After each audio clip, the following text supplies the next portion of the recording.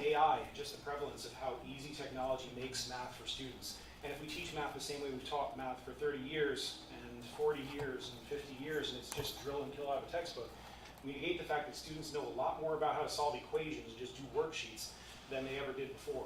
And so being able to communicate in mathematics is something that is really valuable, not just at the high school level and in our classrooms, but in the workforce and beyond.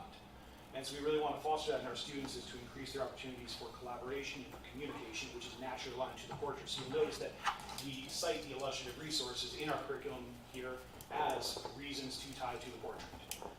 In addition to that, we talk about feedback and communication. You'll see some alignment here to formal and informal styles. We look at various forms of equations. For self-advocacy as well. If you scroll down through, these are all just points of the communicator.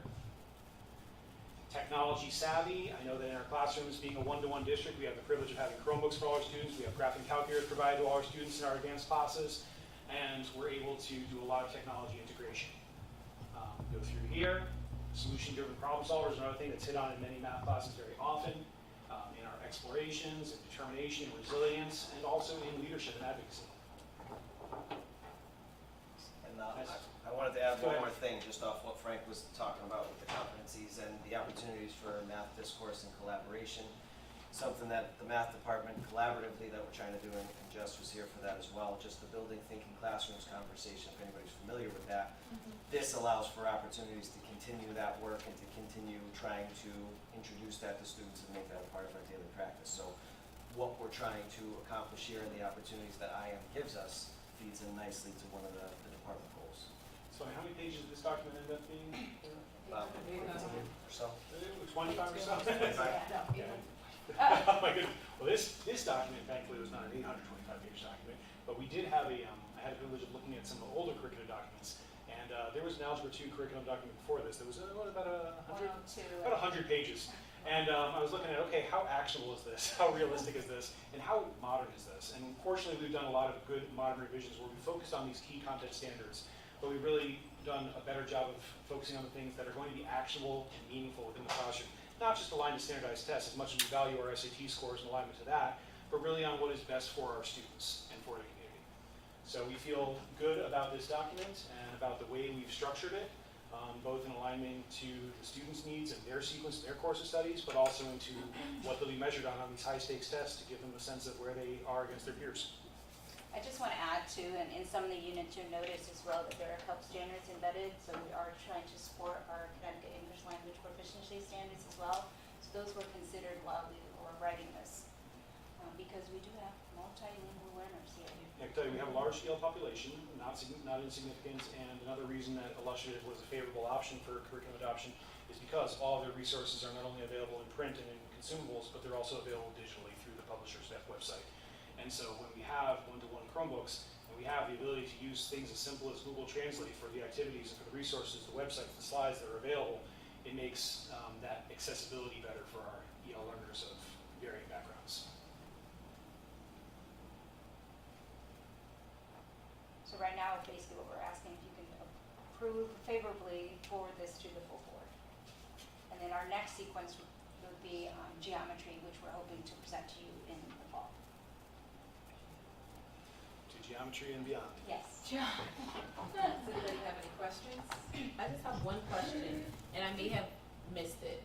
Does the curriculum build in like pathways for application to like real world careers? Because I know in high school, a lot of times children don't know what they want to be, and math can open up a world of careers to them. So does the curriculum help them explore where you could use, because that age-old question, I'm not going to use this in the real world. Well, if you're a math teacher, you really are going to yes, use exactly. it, right? No, it's funny because just a couple weeks ago we had our high school financial literacy days. We had one through the CTE department, and we also had one where we partnered with the school partnered with the Junior Achievement, who brings in representatives from JP Morgan Chase. And they brought in about 20 some odd professionals who are, people who are not educators, who work in the financial industry, and some of them took the train up from Manhattan, some of them, came in from Fairfield County, and they had a great time working with our students. And one thing's unique about my role and John's role is that while we serve in administrative capacities in the school, we still get to teach classes. And so it's kind of nice to get the best of both worlds, where I don't feel like I'm doing curriculum, doing things that I'm not myself doing. And so I had my class of students with my financial advisor from JP Morgan here, and we're just talking about math, and we talked about exponential functions, just how naturally it's tied to what we were doing the other day. And so yes, when we talk about exponential growth, and we talk about the connection of finances, when we talk about rational functions, we talk about how this ties to things as, as relevant as like an opioid crisis in America, and how, the rational functions, the asymptotic behavior of these things is where we start to see like, oh wow, this is what's creating problems. Yes, these careers and these real world applications are embedded in curriculum and in discourse, because math's more than just math. And the funniest thing that I got from one of my kids is he looked at the JP Morgan guy, he said, if this was so easy, why wouldn't everybody do it? And the guy was funny, he's like, well, not everybody knows it. He's like, it is easy to think that, yes, if you can put away X number of dollars a month, that you can grow to this much in this many years just through following the Dow Jones. He's like, but many people don't have that money to put away every month, and many people don't invest it. They just put it in a savings account, they let it sit, and they hope for the best. And it was just really funny to see the students kind of click and be like, wow, it is that easy. And so yes, the real world applications are embedded in a lot of ways. And most of our units are problem-based approach, the initial problem, then you refer back to it and so forth, so that's. Anybody chance have any projects built into this curriculum that students take this information, which is you're saying, textbook style, and do what a JP Morgan as a group team, a team. So not only are there some things that already exist, but that's part of the next phase. And that's also tied to what I'm currently doing with the Rigor and Purpose team in the portion of graduate workshops, is we're looking to say, how do we take these things that are just content standards, like I can graph a quadratic function, and how do we make that into how does quadratic function help me model something's path through the air, and looking at like the application piece of it and embedding that more naturally. So that's the next phase of not only taking what's there and what's already part of the curricular resources, but trying to make new and better things that are going to be embedded into our curricular resources. So Right. while there are some things, yes, the next step is to try to bring in more. Because Yes. that would lead into yours for career, Agreed. because, we're talking about construction and everything else, Mhm. engineering, even just, management, stuff like that, start a business Agreed. and do that. So I wasn't sure if it was just strictly this or there was something coming. No, and that's one thing that's I've had a lot of conversations with people. Sometimes people are very resistant to change. It's a funny thing. People like their routines, but it's interesting when you speak to people that say, no, I don't like, let's say, illustrative mathematics as a curriculum. I say, neither do I. I think it's a great resource. I think it's a good primary resource. But I think if we hog tie ourselves too much and just align ourselves to say like, no, this is it. This is the workbook, and I go from page 3 to page 4, and that's it. Then we sell ourselves short and we sell our students short. So yes, I do think that there needs to be flexibility built in for those opportunities. And that's why we want to be able to engage in constant revision and reflection. And these revisions will, Of course. lead you forward that way. Yes, One in of the fact, things we considered, Terry, is when we started the revision cycle, was look at, for example, the VR headsets allow us to Mhm. simulate Okay. real world like construction, architecture that have those math concepts in there. So, of course, there's a price tag attached to that. those weren't just Um, free. So we sampled some of that, and the teachers do love it, but again, we're looking to do business in a way that is accessible to our teachers and our students first. We do have those VR headsets in our CTE departments, so students are getting that experience Okay. in those classrooms. Any other questions? Don't- Jessica? Yes, what kind First of math person, That's so I I know. have a couple Bring it. questions, but, are these units mirror to the units in IM, or are Yes. the IM units different? No, these are. These so- are the IM units? Yes, Okay. it's, I think the order may be slightly switched, but they do cover the same content standards and the same So rough. like, I'm just thinking about a new teacher, right, that's coming in to teach, algebra 2. Yes. And being that we have 2 different high schools, and so they're following the scope and sequence generally from IM? Yes, and that's why when, not only did we borrow the resources, but we also mirrored the same titles. So we're looking at, these titles you see right here of complex numbers and rational exponents. That's the same unit in IM that we're pulling these resources from. And when we start to update, because we are still paying for Atlas as a curriculum warehouse, we start to update that and to build in more opportunities in that, and we've got better projects we want to put into those units. Not only can we embed that, but we can put the IM resources directly linked into there. Because like you said, the hardest thing for a new teacher comes in and goes, I'm supposed to teach algebra 2. Where's my curriculum? You can't just hand this Yeah. and say that's it. So there's more documents that are associated with this, and maybe that's more why it could become a 100-page document. But we want to at least give you the scope and sequence through this and the why that are tied to these. And so I guess similar to what Terry had asked, so Mhm. maybe not as much projects, but I know I am a little bit, but it does have performance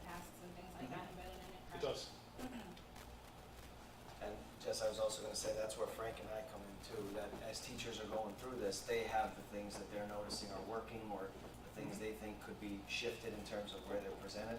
So that's where the two of us then talk and say, hey, here's what my teachers are saying, here's what my teachers are saying, and we come together and make sure we're following something as closely aligned as we can. And it opens the opportunity for collaboration too between the two high schools. So that's the feedback from the teachers are obviously valuable for us. Any other questions? I'm just gonna follow up after you. Oh, I'm sorry. Andres. Go ahead, Andres, go ahead.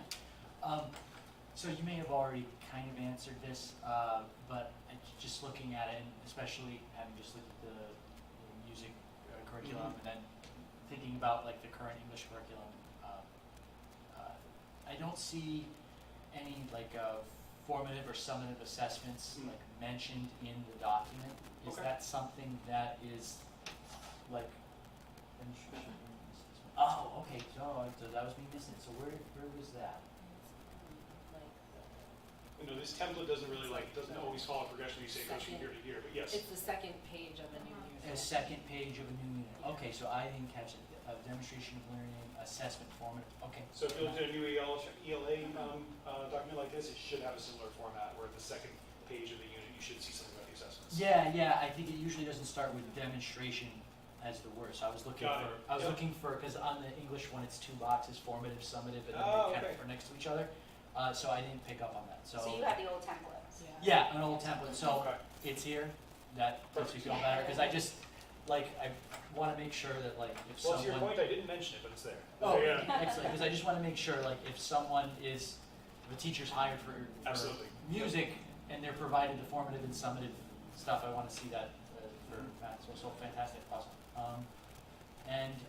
This is just one other question, and just being there every day and seeing how this all works, so where it says duration for these units, it says 6 weeks for the units. Is there time considered or built into these units for the inevitable, right now it's NWEA, So- for other, So when going through, because I did the final kind of proofing of it, Yeah. you add it all up, I estimated roughly there were 9 weeks remaining. okay, So I think it totals up to like 30 weeks, 9 more weeks, knowing that there's NWEA, Right. there's snow days, there's field trips, there's, Yes. you've got half your class out because they caught a stomach bug. At the secondary Right. level, there's midterms and finals also, yes, there's a lot of things that eat up time. And like Frank said, it's intended to be a guide, so I think the message that we're trying to communicate to our teachers is, you know your students, you may need to go a little bit faster or a little bit slower, we're trying to keep everybody as aligned as possible, but there's some flexibility because you're the ones in there working. So- But we're teaching to the students' needs here. yeah. Or, And that was a perfect segue, Sam, so thank you. Yeah. And just out of curiosity, I know that the IM performance tests used to be seamlessly differentiated. Are they still Mhm. that way? Yeah, and I know that I spoke about this, but you know, some people weren't part of the audience for the Algebra 1, is that one thing I like about the resources and the assessments that are in IM is that the questions are designed in a way where they say they have a low floor but a high ceiling, which I think is really appropriate, where you want to be able to, I want to be able to ask a question to everybody in the room and be able to get an answer. I don't want to start with a question that only 3 kids in the room can answer and then say, good job to that one kid. I want to be able to engage all my learners at the ground level and then have room to grow. Because on the flip side, you don't want to have like a low entry point and then the questions just top off right here because you got those kids that are, you know, clever that are bored. So it's important to have a range of questions. Like you said, in terms of differentiation, the IM resources definitely have a great opening and a great entry point for all learners. But some of those tasks, I mean, we did professional development with some of our high school teachers, and some of them were like, "This is a hard question." I'm like, yeah, you're a person with a math degree, and you can see this is tough. And on that note too, do they still have the notes to the teachers with anticipated Yep. misconceptions?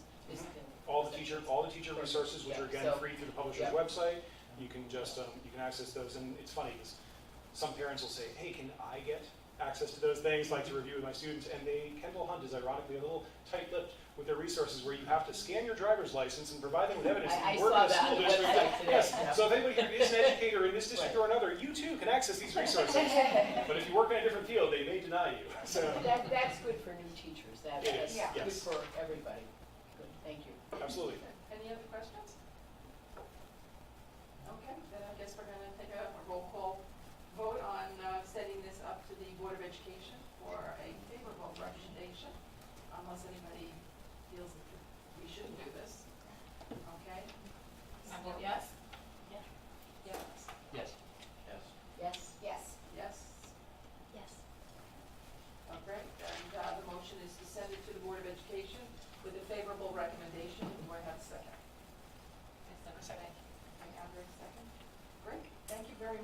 Thank you very much.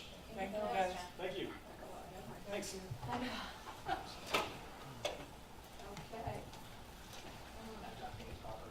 All right, going to item number 4, items for information and discussion. And I am going to turn this over to Ms. Arlene. So I'm glad Diana's here because I'm giving her a homework assignment. I'm proposing that, and this is in draft form, that we put together a formal process and procedure to add new courses. Nothing to do with revisions, but to add new courses. I know that I've used several processes in my other districts. Wilton has a very good process. Darien High School had a very comprehensive process. Fairfield has a very strong process. So I put a draft together which, when it's brought to the Curriculum Council and then hopefully to the Board of Education with a favorable movement, that whoever proposes a new course, and this is usually at the high school level, because they get very competitive sometimes. The high school people want to add new courses, and sometimes departments get depleted because they're eating each other up.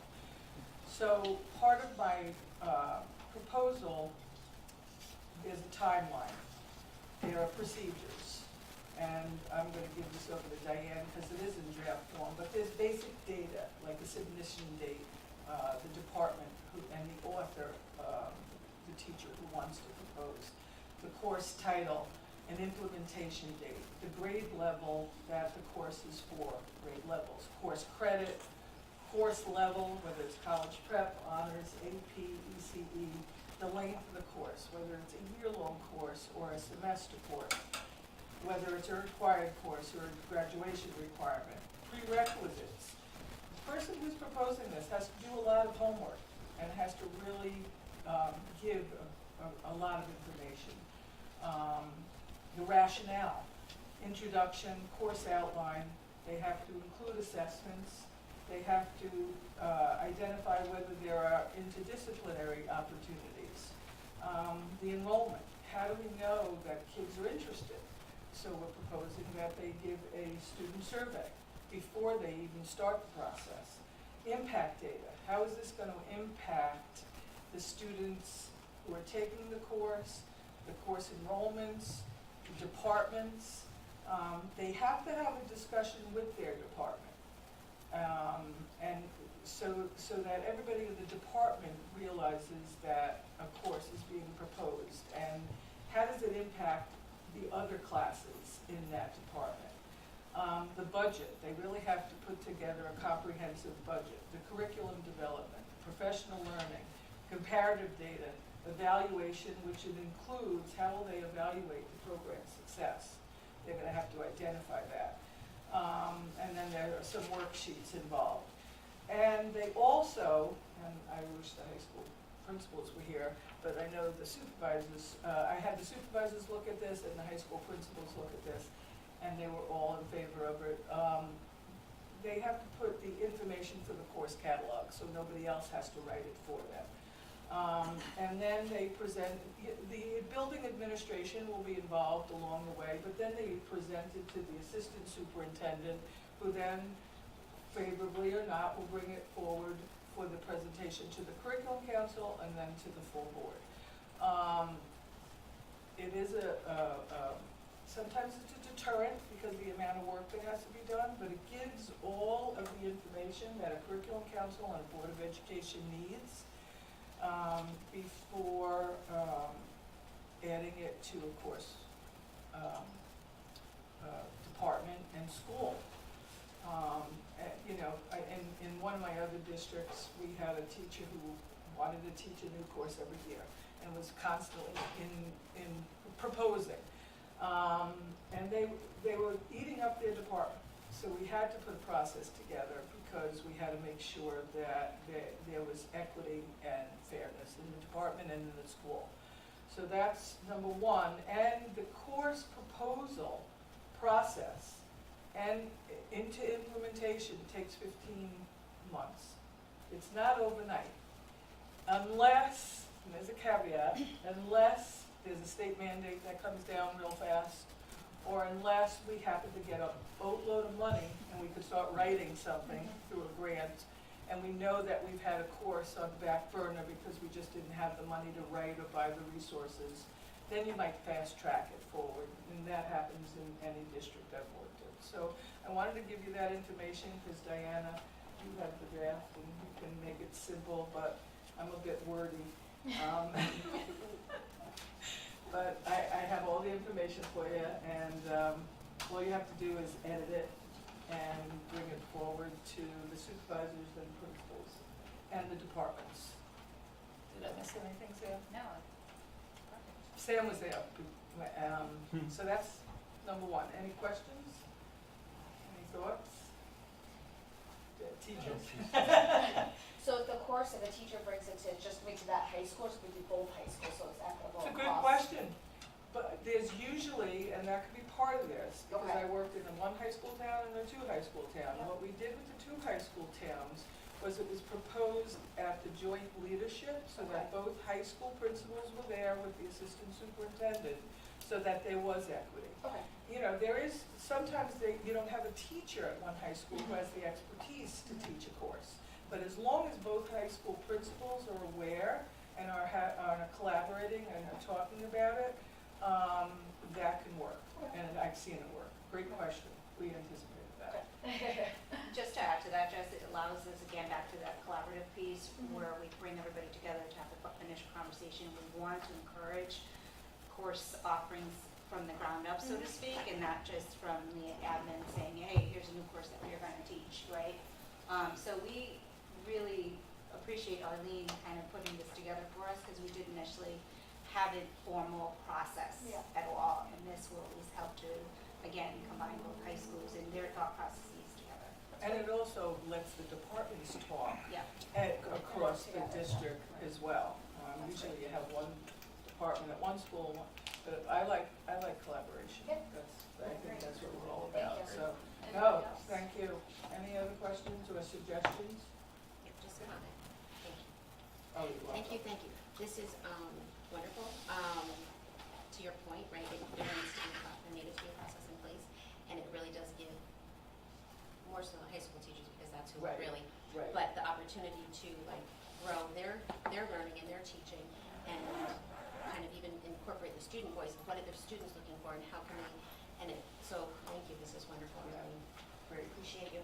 Thanks. This also takes your courses so that they can be more flexible, Correct. and expand in different areas. Yes. It's not as, he mentioned before, stagnant, which is this, but that it can be encompassing to other students who, don't have the full interest in one subject matter, but can expand beyond it. So I like that. And it also gives the teachers an opportunity, especially in elective courses, to kind of tap into their creativity, which sometimes you don't have. So, Curriculum cycle. okay, so I know that this group has, I'm just talking. Another question. So Yes. you mentioned that there's a form in that packet there about budget. Yeah, So, want me to tell you what it is? well, I guess I'm just trying to understand, like, if I was filling out this form, well, right, I'm trying to figure out, like, if I'm filling out this form, it's no guarantee that, say, to what specificity is it asking for budget? Like, Oh, it's asking. So one of the questions we always get when we propose things is, how much is this gonna cost for Yeah. implementation? So this is what, so let me But just how tell is- you. Go ahead. No, Thank you. here's a budget worksheet, okay? Okay. And you have to include it in your proposal. It includes the duration of the project, meaning the curriculum writing. How many days will it take? Okay. The number of staff members who are gonna write. Estimated total salaries. So if you're gonna write during the summer, how much is a course per day? It's in the contract that says it's Right. curriculum writing, so you have to really estimate that, because, let me just finish and then I'll tell you what, when you're sitting in the assistant superintendent seat and people wanna write courses, and they say, I wanna write this we need 12 people, I need all this money, and I'm like, I don't have that money, I didn't budget that money, so we really have to prepare for that. If it's during the school year, it costs money for substitutes, and people don't realize that, so I was in a district where they took people all the time to write during the school day, not realizing, number one, it's a disruption to learning, but also you're eating up the sub-salary, or the sub-budget, excuse me. The supplies for a new course, what's it gonna cost for materials, and that's part of the budget worksheet, including digital.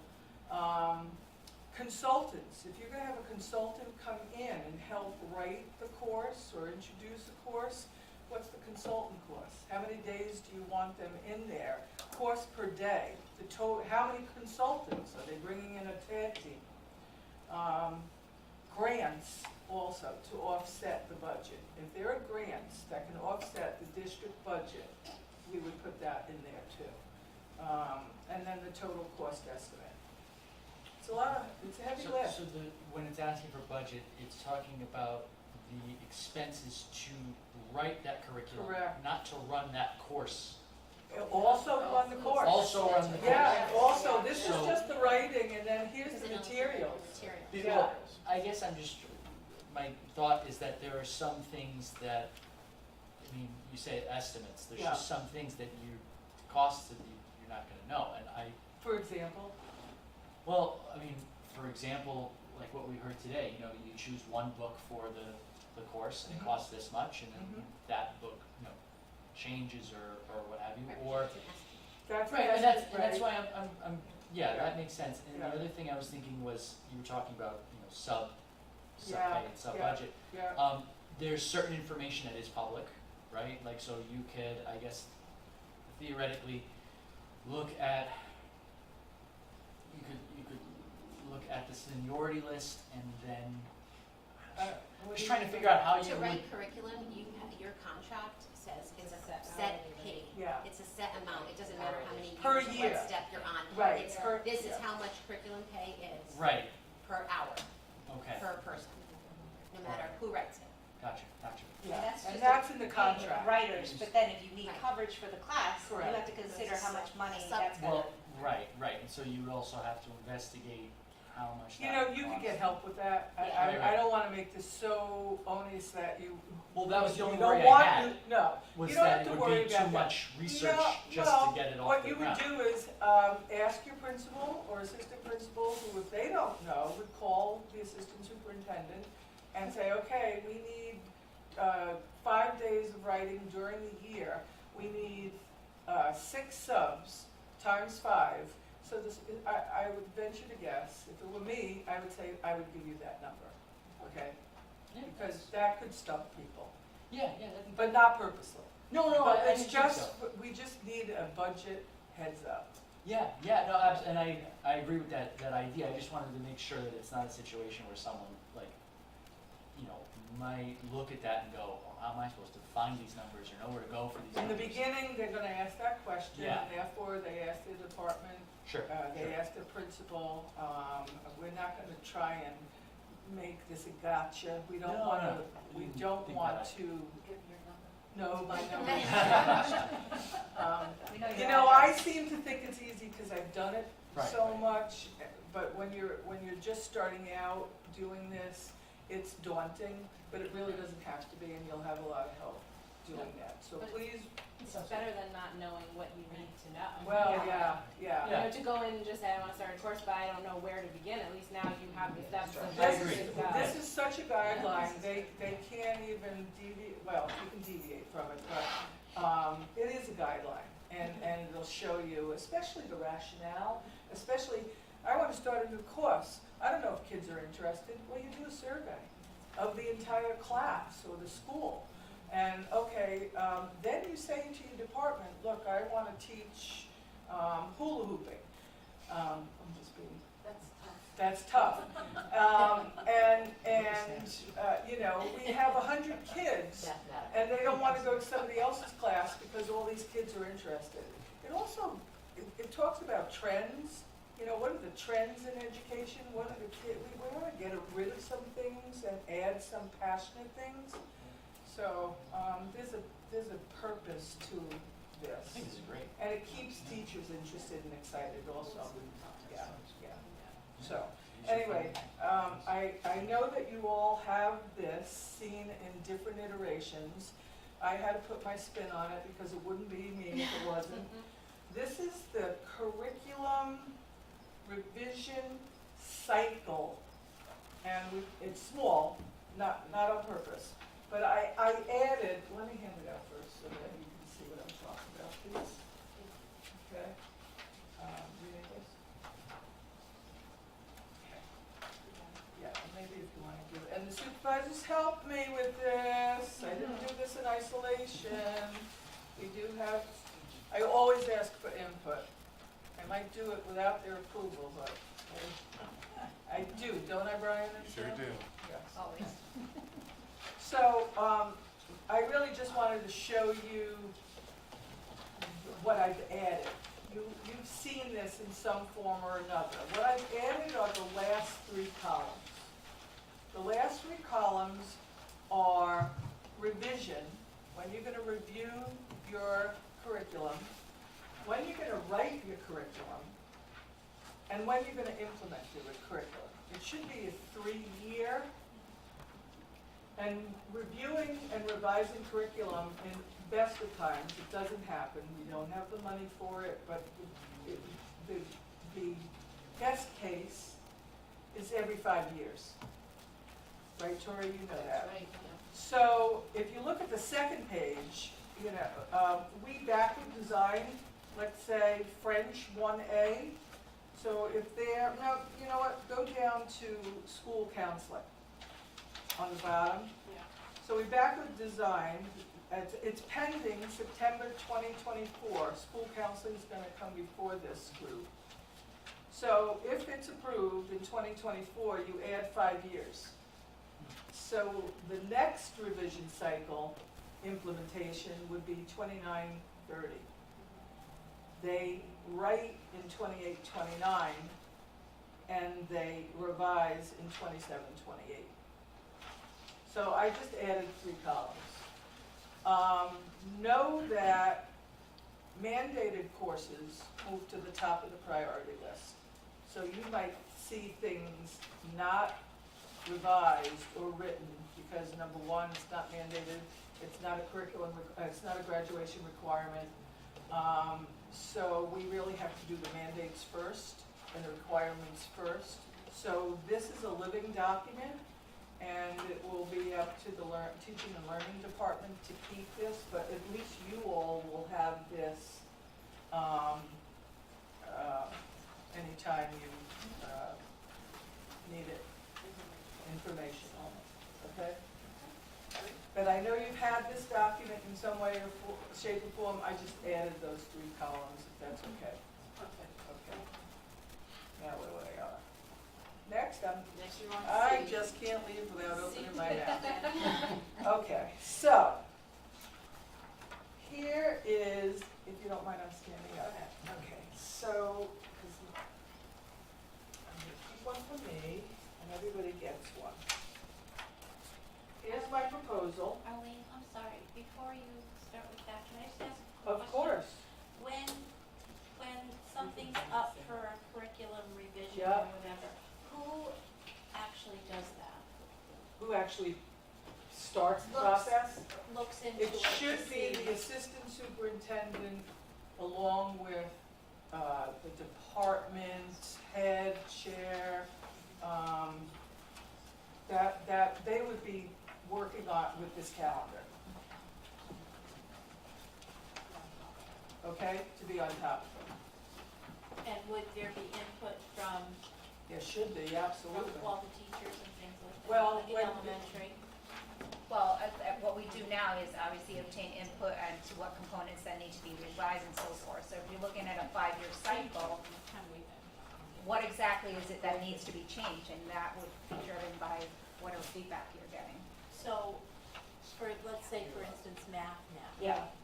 For elementary, when would that be up for, to be So based on this calendar, if you look at when the last time we revised it, we're looking to, the other piece, and I don't know if Arlene tapped into this, is we also have to consider that we're not going to revise math and reading all at once All at once. either. We have to I be do. sensitive to people's schedules. And so if next year is the next revision cycle for math, then reading might take a back burner, right? That's on the, I apologize, I Yeah. didn't mean to interrupt, that's on the back page where, thank you, ELA and social studies should not write the same year, and math and science should not write the same year.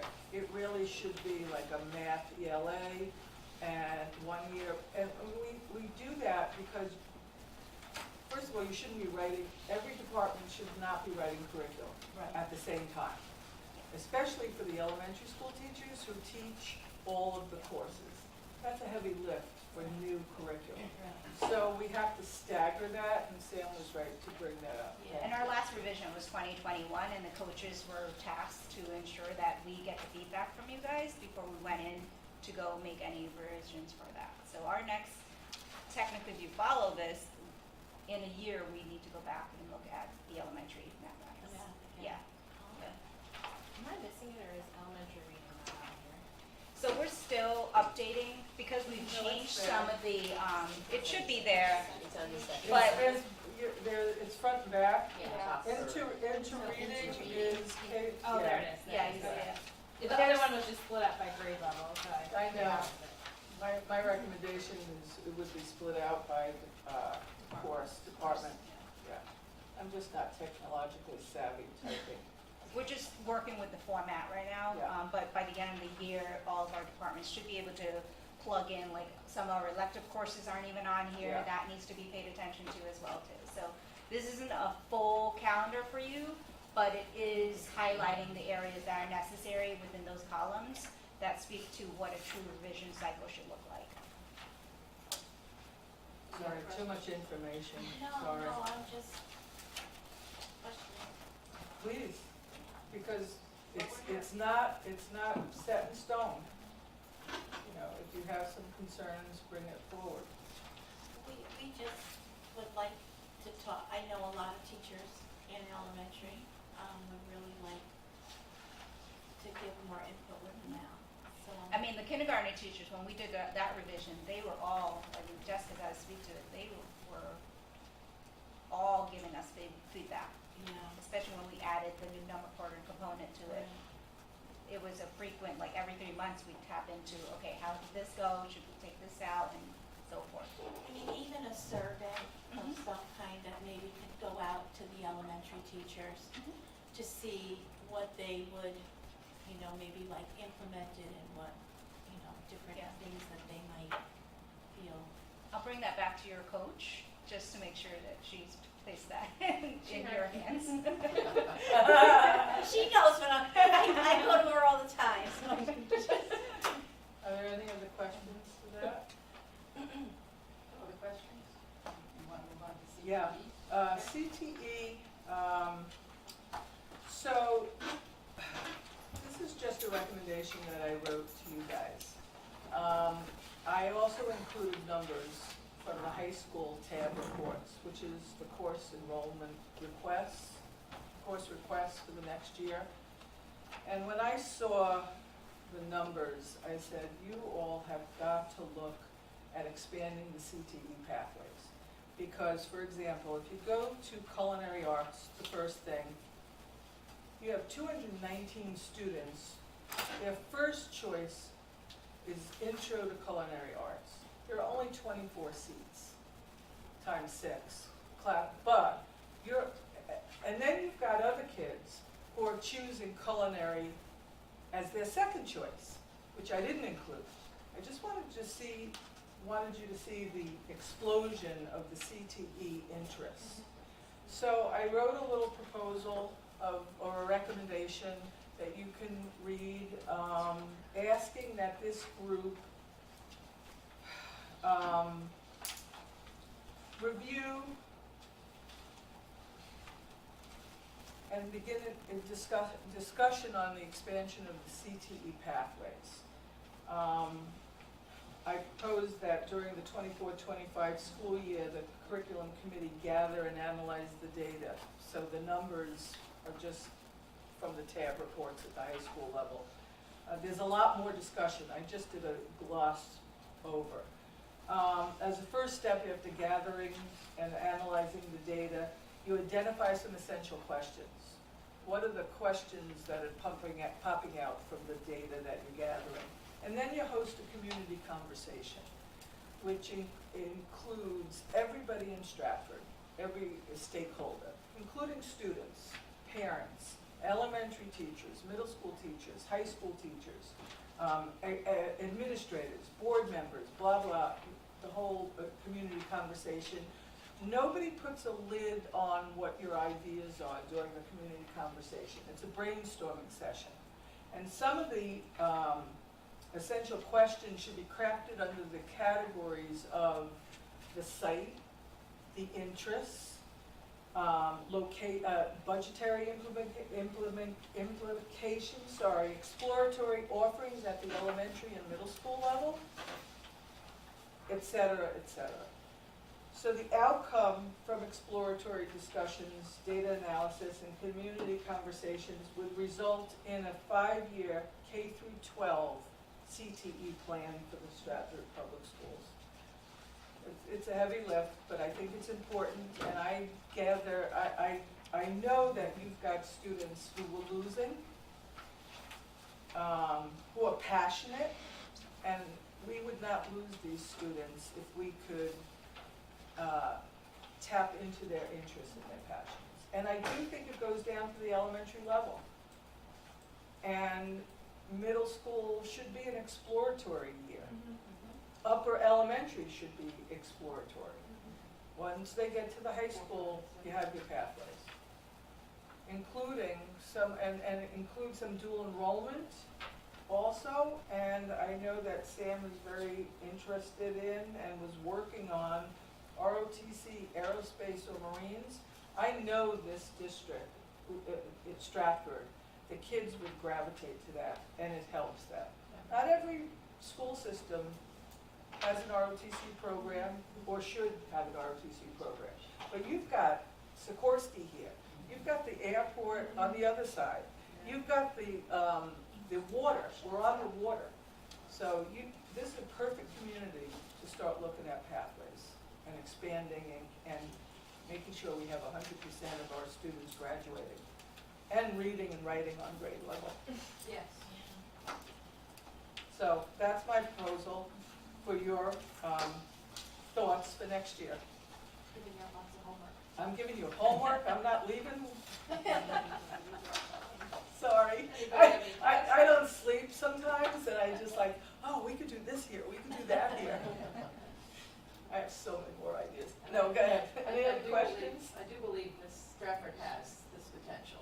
Oh, I know they And do. it's, I and know I they think do. we have not tapped into it fully, and we really need to do that. Yeah. And as you say, communications with different families, businesses, Yeah. and you're right, students need to have a voice in this. Well, that brings up my next.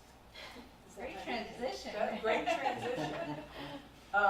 D, I know that when they were having interviews for the assistant superintendent, there were several students on the committee. And I happened to talk to several of those students also, and we were debriefing. And several of the students wanted, are they gonna listen to us? This is our schooling. So I'm just throwing this out there, you guys can discuss it, but I would propose that you have a student from each middle school and a student from each high school on this committee, just to get their thoughts. Our students are so smart. You see them at the board meetings present. I don't know whether that's allowed in your bylaws, but just get some student voice somehow. Well, Kiana? to build off of that, I think, I thought of that at the board meetings, how we have the rep from Stratford High and Bunnell. I think that would be good for the middle schools as well, because a lot happens in middle school, and it sets up the students for public speaking, for were sharing Right, what they're proud about of their school. right. So I agree with that. Attending the board meetings and seeing how well the students from Stratford High and Bunnell present their information from their school, I immediately thought about Flood and Worcester having representatives as But I well. always thought about their curriculum and, you know. Well, this yeah, is a perfect. Yes, I agree with that as well. Yes, Right. yeah. But I think we should start in curriculum, if that's something that we're interested Is in that something doing. you're interested in? It's not something that you need to take action on, I just wanted to throw it out there before I. No, but I mean, that's a discussion that I think we should really look into, the fact that on this committee, we should have the student voice, you know. I'd like to say one more thing Sure. about student voice. Sometimes our best students are always the ones that are tapped. I would prefer to tap the students that are least engaged, because they are really the ones that we need to hear from. And so, you know, we always have Sam, who's the valedictorian, or, you know, Kiana, who's the salutatorian, and we, you know, we don't tap into, the middle of the road, or even the lower students, the ones who are having trouble. Why are you having trouble? A recommendation from the administration of the middle schools Yeah, of the representative. yeah, Have them let just a us, thought. yeah, and they would be the ones to know where the students are not picking up on the interest, Yeah, and it might be something else. yeah. So, It also grows their leadership it does, it really does. potential. Yeah. So, So that's something we might want to discuss at our next meeting in June, so that going forward in September, maybe something we can, you know, either implement after our discussions. Is everybody Yes. interested in that? Yeah, absolutely. Okay. All right, last one is the dual enrollment. well, no, I added mine, so Okay. mine's just an information item, and I think, Sam, do you mind if we I don't flip? have that Yeah, I know. one. Can I just throw this out first? Because Sam's gonna, talk a little bit longer. The Into-Reading, soft launch went through. No, I just wanna add that if there's money in the budget,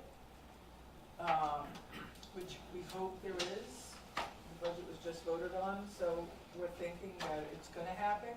It will expand to the 4th through 6th grade. I can tell you that the Into-Reading program that was adopted by other districts across the state, all other districts, was adopted K through 8. We're the only ones that did K through 3 because we didn't have the money. And you do need that transition. You know, you don't wanna have a new program at 4, 6, and then another one at 7 and 8. So if we have the money, it looks favorable. And then I just got something from the HMH. I can't say that. HMH. Yeah. I Yes. can't say it. You want me to read it to them? If you'd like. Okay. And do it as quick as possible. The Houghton Mifflin Harcourt has had the pleasure of working with Stratford, Connecticut for the past several years. The district initially needed to address students in grades 6 through 12 who required extra support with reading instruction. This included students with reading disabilities, students who are newer in English, and students who were missing some of the fundamental skills necessary for accessing grade level text. The district spent a lot of time with the data and set up a very thorough system with entry and exit criteria for reading intervention based on state scores and reading screeners. The goal was to intervene quickly and efficiently. They chose Read 180, a program with the highest possible evidence of ESSA, Every Student Succeeds Act, intervention score after looking at many options.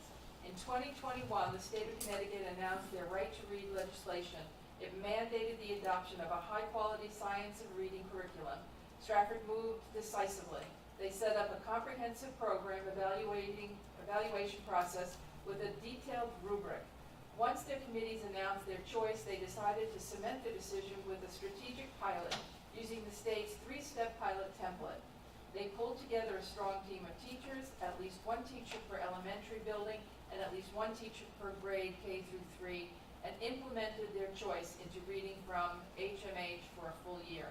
Their pilot process served to both evaluate the program in a more hands-on and detailed way, while also providing valuable information about any customizations the district might need before a full district rollout. HMH was impressed by the caliber of the Stratford teachers. They invited one of the kindergarten teachers to join a national focus group on the Inter-Reading Writing strand. This teacher's feedback will be used for the next iteration of the program. In addition to thoroughly vetting the program and gaining implementation insights, the district also has grown a cadre of Stratford teacher leaders. For the past year, Susan Schmidt has worked closely with the HMH PD team to ensure both a successful pilot experience and a successful full district experience for the 2024-25, 25-26, and 26-27 school years. It is one of the most carefully crafted plans HMH has ever seen for a district of Stratford's size. We congratulate Stratford on their commitment to teacher and student success. Amelia Kaysen, Account Executive, HMH. So one of our teachers was chosen to be on their, so Stratford has a say in the next iteration, which is really great. Also, if we, the principals, and Diana, I'm putting you on the spot, but Carla Armstead, when heard that we might be able to have the money for 4 through 6, said she can't wait. She's so excited.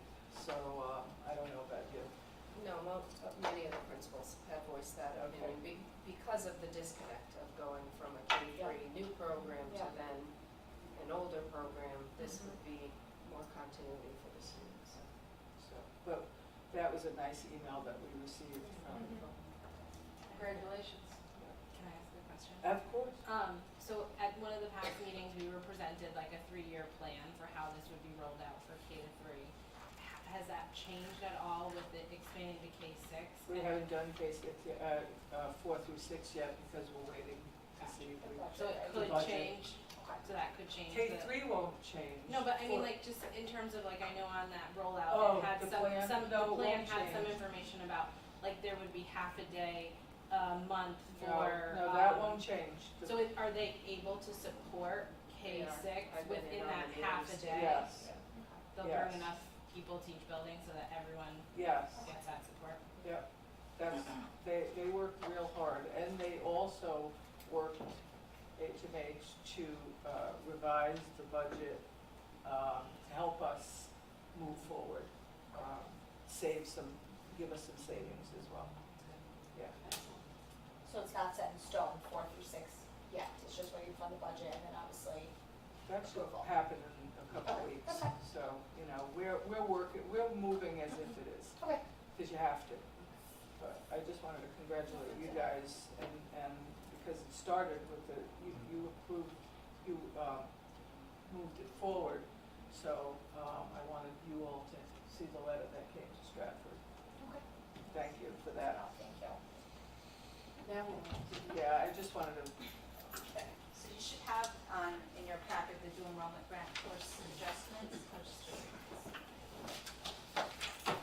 So this is just a continuation for those of you that were here when Joanne and I presented our dual enrollment grant plans. We're looking to enhance some of our courses and expand our partnerships with the institutions. This list provides you with what we're currently able to move forward, so to speak. So our request would be to write the initial curriculum that ignites the process, basically. Now, whether the courses get implemented or not, that's to be decided once we have already written the curriculum.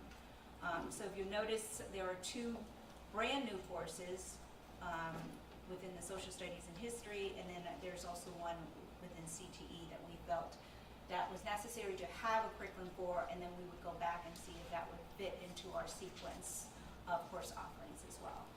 So we do have some teachers that are committed to writing this. The funding is straight out of the dual enrollment grant that we discussed earlier in the year. And this this is just to give you information as to some of the courses we were able to curate for new partnerships or enhance with our existing partnerships as well. The fact that it's part of the grant, Yeah. and it wouldn't cost the district any money Mhm. to have us write. Right. And we do have teachers who are interested, but we wanted to make sure that everybody's aware of that. The other piece, and I didn't put this on here because it wasn't tied to the dual enrollment grant, but Mike was actually just here.